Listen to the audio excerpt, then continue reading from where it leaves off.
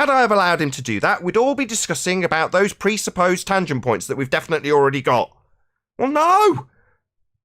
They beg the question immediately so that the premise is set for you to argue in an arena that begs the question of a sphere. It's the most prevalent trick they have. I keep crediting Validation Boy for this, and I'll keep crediting him. Every single assertion that is claimed to prove the Earth is a sphere will start with the assumption you're on a sphere.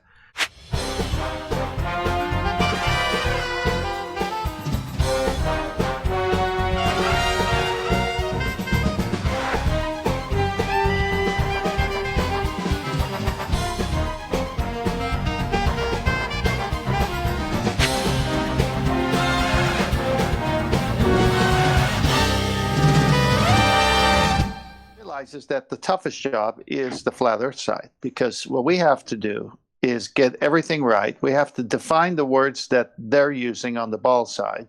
Then we got to pose them in good questions, and we've got to break down all the errors when we see them. All they do is go with, as Nathan's always said, 99% or 95% of the Western world believes what they believe, but no one could defend it.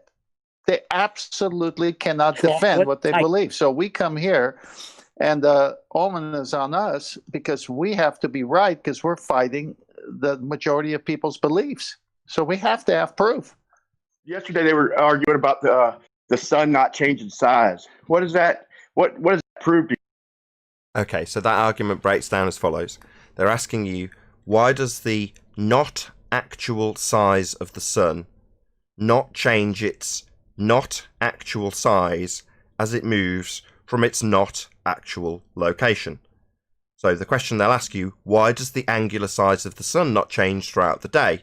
Angular size is apparent size, what we argue the curve math should include because it's perspective based. The angle of things that we do know the size of reduces as they get further away.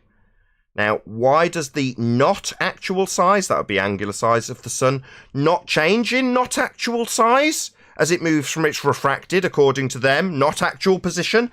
Who cares? That would be my answer. How's that sound? That's a great answer, man. And I was also thinking, like, they always bring up the filters.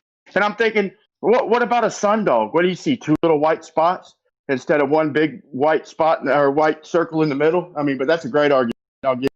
Yeah, it's not what actual size. I can only credit QE. He's just had one of your arguments I had to break down. Why does the not actual size of the sun not change in not actual size as it moves from its not actual position? Was something that was posed to somebody by Sean Hawkins, I believe. QE. Good to have you, by the way. Good morning. Morning. QE. John. But yeah, I remember me 4 years ago, now that you're talking about that non-actual size change of this, the sun and all that, I brought that up very early on as my argument for a holographic nature, remember? And then you were all getting all very confused at me and even thought that it might have been controlled opposition after all. Remember all that? I don't think that would have been me. That might have been Anthony Riley. Well, it was also on the debates and all that. So you were saying what? I was saying, like, no, hold on. The ballers, or I'm sorry, the discers at the time, the flat earthers were arguing, oh, the sun is going over the earth. It's going into the distance, see? And then I was like, no, it's not changing angular size, because I think it's not a physical object in a literal position anywhere. And everybody was like, what? Why are you helping the ballers? No, we have to imagine how it's going into the distance over the disc. Yeah. Is Brian Leakey still there? Brian, are you still there? Oh. Who? Brian that was just speaking there a minute ago. Brian, who was speaking. Yeah, he is. He's gone, is he? No, he's still here. All right. Just for Brian. So, listen, when they say to you that the sun is not changing angular size, okay, even though this claim doesn't mean anything, and what Nathan said to you is the most relevant thing you could have heard about it, but what's important to know is their claim is actually incorrect. You can get Wolfie 6020's video of the sun with his solar filter, and the sun actually does change size angular size as it moves towards the horizon. If you go to a channel called Scientism.com, I think is the name of it, on YouTube, he actually done a video on it. It's a 4 or 5 minute video. So the claim that the sun is not changing angular size is not correct, even with a solar filter. That's just rubbish they keep pumping out there. The same way as they pump out other rubbish. It doesn't matter if it does or doesn't. That's not the point I'm making. The point I'm making is it actually doesn't. So their claim is incorrect. So if you go to Scientism.com. Okay. You get this from me every time. I'm really sorry to do this to you, Brian. But that's just what they want. They want you to argue about whether or not the claim is correct. Because every time you are arguing about this claim, you're opening the floodgates to them to beg the question about what a sphere Earth does, and assert, with the begging the question fallacy, how the sphere Earth operates, whilst defending your claim that it does or doesn't change in not actual size throughout the day as it moves from its not actual position.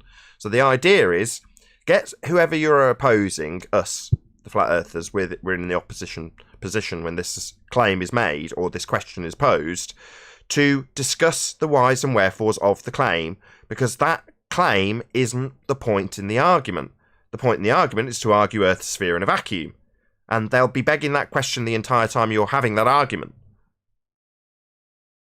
I understand that, Nathan, and you're correct. And I wouldn't go and get the video myself.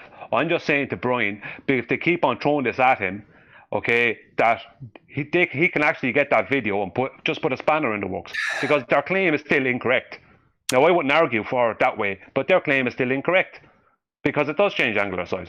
Okay, let me try again. What does that prove? Let's try again.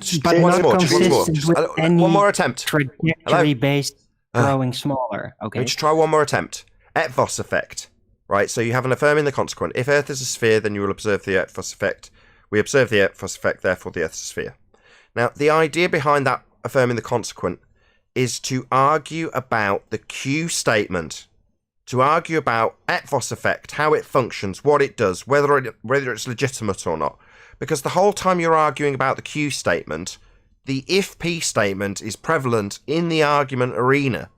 That's my point. And you could say, no, the assertion of Etvos effect is incorrect. This doesn't happen. If you move, you don't see the difference in weight. The calibration of the scales, blah, blah, blah. Irrelevant. The whole point of the structure of the argument is to get you to beg the question of P. If the Earth is a sphere, we will observe Etvos effect. Or if the Earth is spinning, we will observe Etvos effect. So long as that P statement is the prevalent statement in the argument, and in this instance, it is ultimately about begging the question first and arguing about what the sun does second. So long as you're arguing about what the sun does or does not do, you're begging the question of what a sphere Earth is doing to that sun. I don't disagree with that at all. That's why exactly I'd argue it the same way as you argue it.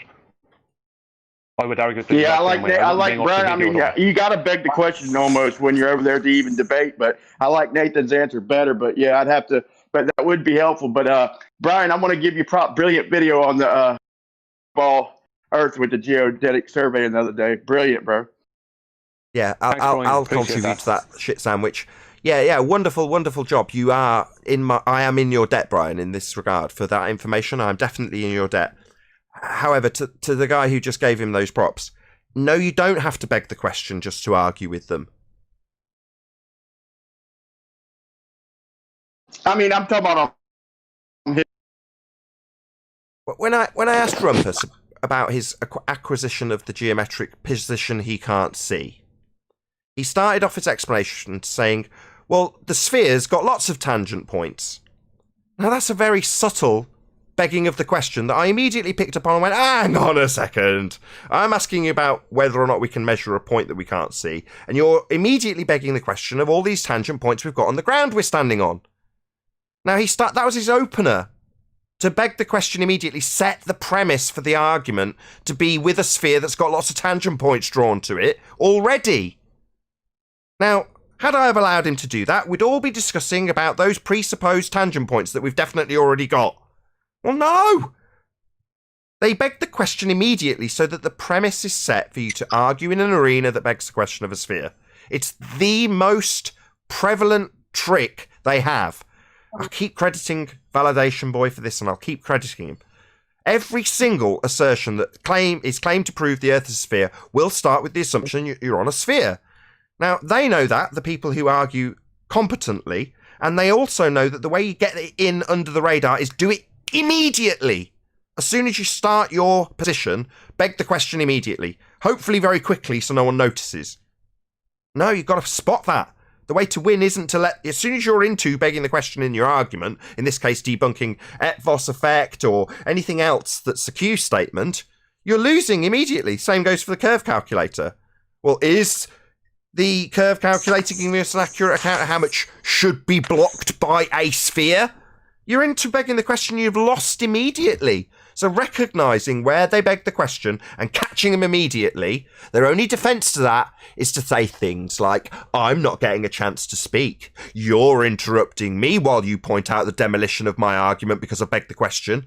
That's the only defence they'll have to that, because you're pointing out how they've assumed their outcome, a logical fallacy. So you can be damn sure that that'll be obfuscated with a lot of, oh no, I'm being interrupted because my first statement uses fallacy. You got it, Nathan. Did you ever, did everyone listen to that?